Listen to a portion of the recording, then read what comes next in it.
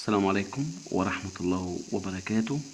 أهلا بمتابعيني وأيضا لغير متابعيني في قناتكم التعليمية محمد علي علام، خصصناها لشرح اللغة الإنجليزية وأيضا اللغة الفرنسية شرح على أعلى مستوى بإذن الله تعالى. في عندنا طبعا كلمة هناخد منها أكثر من 4 كلمات. كلمة بورت. لو أضفنا حرف الإس أصبح سبورت. يبقى عندنا كلمة بورت يعني ميناء. لو أضفت حرف الإس أصبح سبورت يعني رياضة. بينما لو أضفت حرف الآر أصبح ريبورت تقرير.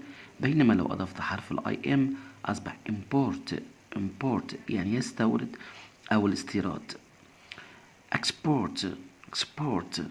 export يصدر أو التصدير.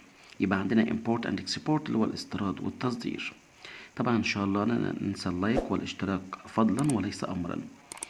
ناخد معانا أيضا كلمة أخرى.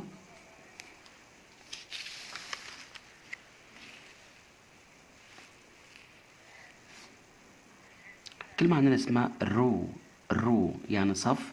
لو أضفت حرف السي أصبح كرو يعني غراب. بينما لو أضفت حرف الجي أصبح جرو يعني ينمو. بينما لو أضفت حرف التي اتش أصبح ثرو يعني يرمي أو يقذف.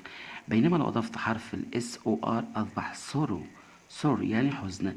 بينما لو أضفت حرف البي او ار أصبح بورو يعني يستعير أو بيستلف. لا ننسى اللايك والاشتراك فضلا وليس امرا. طبعا الشطار بالنسبه التي اتش ده حرفين مركبين بينطق ثاء، عشان كده قلت ثاء ثرو. تمام. طبعا انا بحاول بقدر الامكان، انا يعني بخليكم تحفظوا كلمات كتيره من خلال كلمه واحده بس. فبامر الله ان شاء الله انا همشي معاكم على هذا النظام عشان يكون تسهيلا لحضراتكم.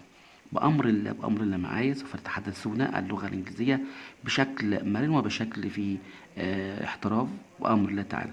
أترككم في حفظ الله ودمتم. Goodbye and I will see you soon a later lecture. Goodbye.